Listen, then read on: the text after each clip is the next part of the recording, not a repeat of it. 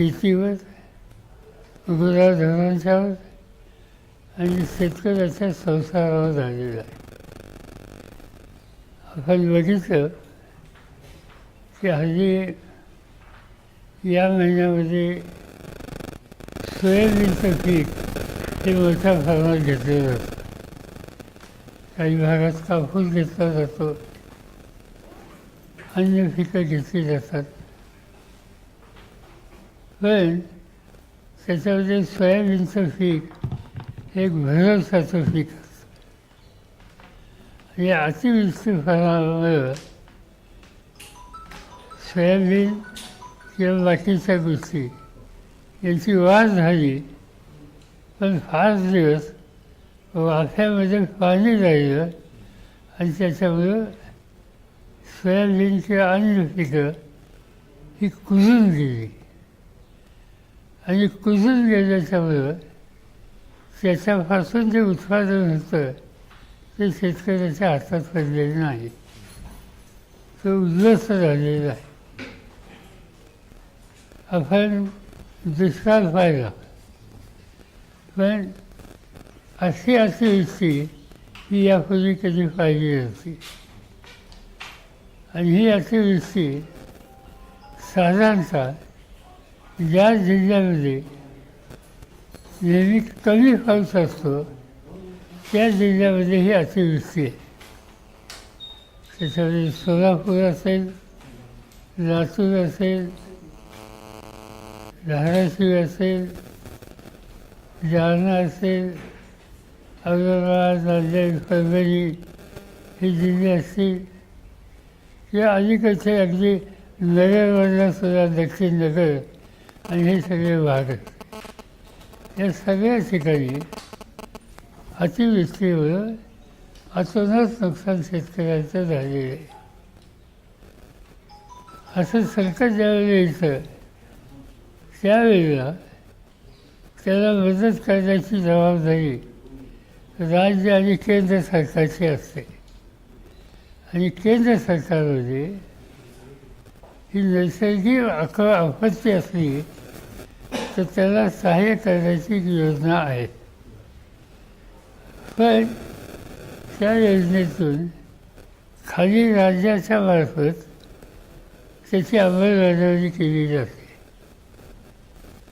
दरवर्षी केंद्राकडून अशा स्थितीला मदत करायला जी योजना आहे त्याच्याचा लाभ घेऊन राज्याने अतिशय वेगानं पंचनामे करून घेणं आणि तातडीनं त्याला नुकसान भरपाई देणं या दोन गोष्टी करायची गरज आहे. आता ही नुकसान भरपाई कशाची? एक पीक, दोन गुरढोरं आणि तिसरं जमीन वाहून गेली.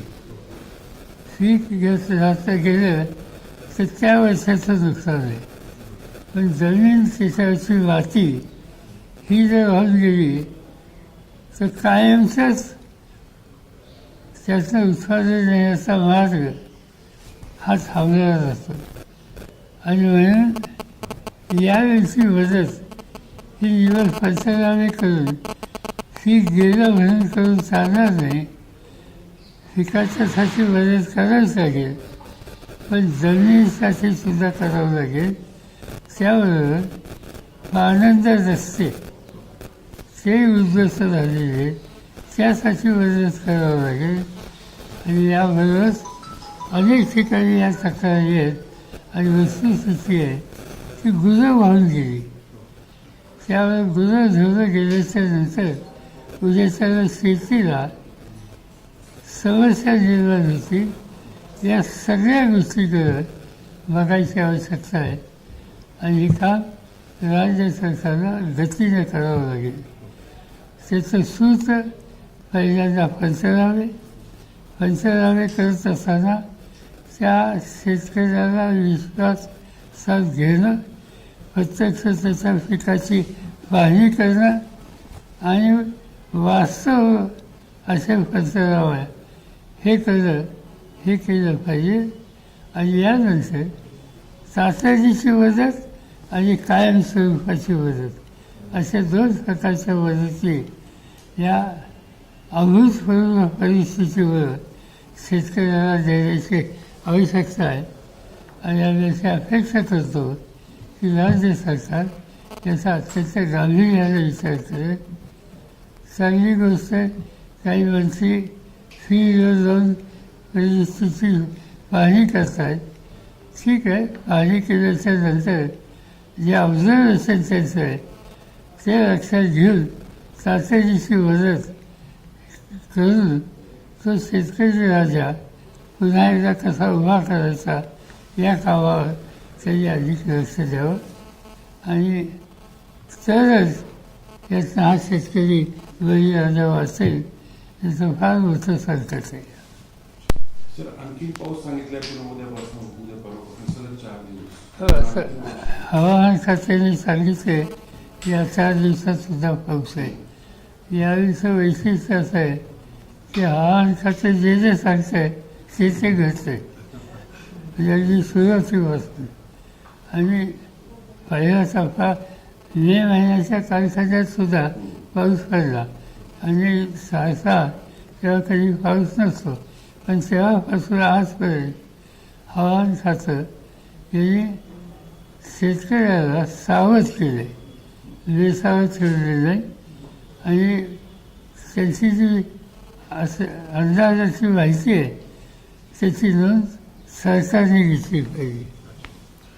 सर, गेल्या काही काळापासून महाराष्ट्रामध्ये अशा वेगवेगळ्या समाजांमध्ये तणावाची परिस्थिती निर्माण करण्याचा प्रयत्न होतोय. खास करून काही नेते जे वक्तव्य करत आहेत तर त्याच्यातून तुम्ही नाशिकमध्ये याबद्दल बोलला होता, तर नक्की आपलं काय म्हणणं आहे याबद्दल? माझी थोडी तक्रारच्या संबंधीची आहे. दुर्दैवानं मराठा विरुद्ध ओबीसी असं एक वेगळं वातावरण जाणीवपूर्वक काही घटक करतात, काही प्रश्न उपस्थित करतात. त्या प्रश्नाची सोडवणूक करण्याची जबाबदारी राज्य सरकारची असते. मला राज्य सरकार काही हालचाल करायला लागले असं दिसतं. प्रत्यक्ष त्याची कृती कधी होईल त्यावेळेस नंतर अंतिम स्थिती सांगता येईल. पण जे राज्य सरकार पावलं टाकतं ती आज गरज काय, कटुता कमी करणं, सामंजस्य निर्माण करणं आणि हे सगळे घटक एकत्र गावात कसे राहतील याची काळजी घेणं. आज या स्थितीला सरकारने 2 कमिट्या केल्या. एक मंत्रिमंडळाच्या मराठा समाजाच्या एका गृहस्थ मंत्र्यांना नेमून आणि त्या कमिटीमध्ये एखाद दुसरी व्यक्ती शोधली तर सगळे मराठा समाजाचे प्रतिनिधी हे त्याच्यात घेतलेले आहेत. आणि दुसरी कमिटी जी आहे त्याच्यात ओबीसी त्याचं नेतृत्व करतात आणि सदस्य ओबीसीचे आहेत. या दोघांचे प्रश्न आहेत. पण आज कटुता कमी करायची असेल, सामंजस्य करायचे असेल तर या दोघांना घेऊन एकत्र बसलं पाहिजे. आणि हे बसण्याचं काम मुख्यमंत्र्यांनी केलं पाहिजे. मुख्यमंत्र्यांनी याचा पुढाकार घेतला. हे दोन्ही घटकांचे प्रतिनिधी बोलवले, त्यांचा जास्त प्रश्न असतील त्यातनं मार्ग काढायचे पावले टाकली आणि त्याच्यानंतर एक सामंजस्याचं वातावरण तयार करावं. महाराष्ट्रात एक मोहीम सुरू केली आणि ती करत असताना आमच्यासारखे अनेक लोक असेल त्यांची सुद्धा याला साथ मिळेल. कारण आम्हाला हा महाराष्ट्र एकत्र ठेवायचा आहे आणि ही ऐक्याची वीण ही दुर्मिळ होता कामा नये.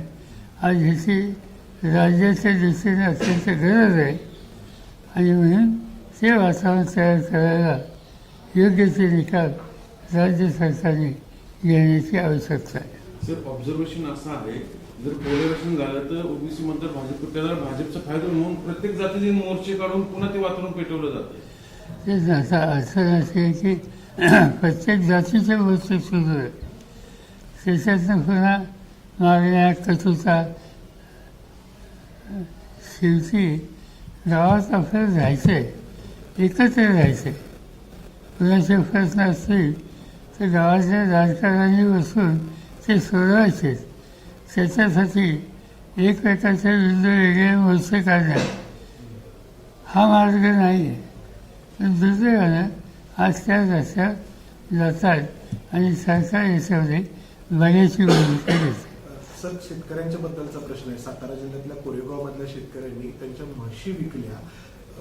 ते दुभत्या म्हशी होत्या, पण गोरक्षक बनवणाऱ्यांनी त्या अडवल्या आणि पुण्यातल्या बोगदेव घाट आपल्या देवे घाटाच्या खाली त्या आणल्या आणि त्या देत नाही. बरेच म्हणजे ते सत्ताधारी पक्षाचे सदाभाऊ खोत जे आमदार आहेत तर तेही मागणी करतायत. तर हे फक्त एक घटना नाही, संपूर्ण राज्यभरामध्ये जे पाहायला मिळतंय की गोरक्षक म्हणवणारे जे आहेत त्यांनी एक अक्षरशः उच्छाद मांडलेला आहे किंवा गोरक्षक म्हणून जे करतायत ते शेतकऱ्यांची ही दुभती जनावरते. आज महाराष्ट्रात गेले काही महिने वर्ष गोरक्षक या नावानं शेतकऱ्यांना प्रचंड यातना देण्याचं काम काही घटक करत आहे. कधी गायी नेतील, बैल नेतील, म्हशी नेतील आणि आरोप करते की हे अन्य कामाच्यासाठी वापरतात. आज शेतकरी चिंतेत आहे, त्याचं जनावर पशुधन वाचवायचं कसं आणि वाचवायचं कसं हा प्रश्न असताना त्याला सहाय्य मदत करण्याच्या ऐवजी त्याची हे पशुधन ताब्यात घ्यायचं अन्य कारणाच्यासाठी आणि गोरक्षक म्हणून स्वतःला म्हणून घ्यायचं हे शिक्षण राज्यात चांगलं नाही. सरकारने रुथलेस ॲक्शन घेतलं पाहिजेत अशा घटकांच्यामध्ये. सर, राहुल गांधींनी जी पत्रकार परिषद घेतली त्यामध्ये एक नवीन जी काही त्यांनी गोष्ट सांगितली की मतदार एकतर वाढवले जात आहे तर दुसरीकडे डिलीट पण केले जात आहे. चंद्रपूर जिल्ह्यातल्या राजुराचा पण उल्लेख होता आणि कर्नाटक मधल्या. तर निवडणूक आयोग याला सक्षमपणे उत्तर देतो आहे असं तुम्हाला वाटतंय की प्रश्नांची जे प्रश्न निर्माण झाले त्याचं काही निराकरण होतंय? प्रश्न असा आहे की राहुल गांधी या अन्य लोकांनी काही प्रश्न उपस्थित केले. त्यांचा रोग जो आहे तो निवडणूक आयोगाच्या एकंदर कामाच्या पद्धतीवर. इलेक्शन कमिशनच्या संदर्भात त्यावेळेला जबाबदार लोक राहुल गांधी हे संसदेचे विरोधी पक्ष नेते, विरोधी पक्ष नेतेपद हा पार्लमेंटची इन्स्टिट्यूशनमध्ये एक हे विरोधी पक्ष ही सुद्धा एक इन्स्टिट्यूशन आहे आणि त्यामुळे ते जे सातत्याने मानत आहेत त्याची नोंद संबंधित संस्थेने घेतली पाहिजे. आज घडतं काय, राहुल गांधीच्या इतरांनी निवडणूक आयोगाच्या प्रश्नाच्या संबंधी टीका टिप्पणी केली तर त्याचं उत्तर निवडणूक आयोग देत नाही. त्याचं उत्तर आज भाजपचे नेते देत आहेत. हा विषय त्यांचा नाही, हा विषय आयोगाचा आहे. पण आयोग राहिला बाजूला आणि राज्याचे मुख्यमंत्री आणि सरकारी ते त्याची उत्तरं देतात. याचा अर्थ निवडणूक आयोगाच्या संबंधी गैरविश्वास वाढीला मदत ते करत आहेत आणि ही गोष्ट चांगली नाही.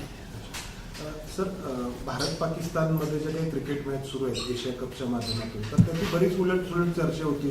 पहिली गोष्ट तर आत्ता भारताने या पार्श्वभूमीवरती पाकिस्तानसोबत क्रिकेट खेळायला पाहिजे का याबद्दल प्रश्न विचारला गेला. नंतर आत्ता जो झाला तर पाकिस्तानच्या एका खेळाडूंनी हवे म्हणजे रायफल जे फायर करतोय अशी कृती केली. तर याच्यावरून बरेच काही प्रश्न उपस्थित होते. खेळामध्ये अशा गोष्टी आणू नये, कुणीच आणू नये. पाकिस्तानने आणू नये. आमच्या पत्रकारांनी सुद्धा त्याला काळजीपूर्वक हे सगळं बघावं. सर, आता जो निवडणूक आयोगाचा विषय झाला तर जी SIRची जी प्रक्रिया आहे जी आता बिहारमध्ये राबवली गेली तर ती संपूर्ण देशभरामध्ये राबवण्याचा निवडणूक आयोगाचा विचार आहे अशी माहिती जी आहे ती आलेली होती. तर याबद्दल काय अपेक्षा आहे? कारण निवडणूक आयोगाबद्दल विरोधी पक्ष खूप सगळे आक्षेप घेत आहेत. त्यामुळे एक तर ह्या SRHच्या संबंधी पावले टाकली जात आहे ती वास्तवतेवर आधारित असली पाहिजेत, सखोल अभ्यास पाहिजे. आणि ही जी नावं घालणं, नावं कमी करणं, हे जे उद्योग चालले त्याच्यामुळे इलेक्शन कमिशनच्या संबंधी गैरविश्वास जनमानसात निर्माण होईल. हे टाळलं पाहिजे.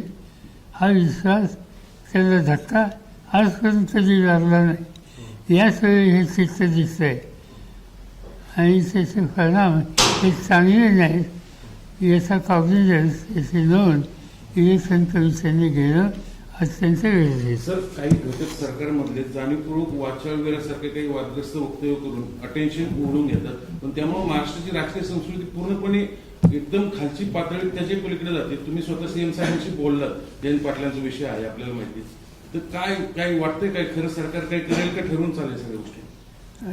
असं माझं कर्तव्य होतं, मी मुख्यमंत्र्या कानावर घातलं. मुख्यमंत्र्यांनी त्याला उत्तर दिलं, पण फार गांभीर्याने ना या फॅसल्याकडे पाहिलं का नाही इथे शंका येईल असं त्यांची उत्तरं होतं. पण अपेक्षा करूया आज उद्या त्या संबंधी ठोस पावले ते टाकतील. हे वातावरण तयार करणं राज्याच्या हिताचं नाही. समाधानी आहात का त्यांच्या CM साहेब? सांगितले ना, नाही येऊन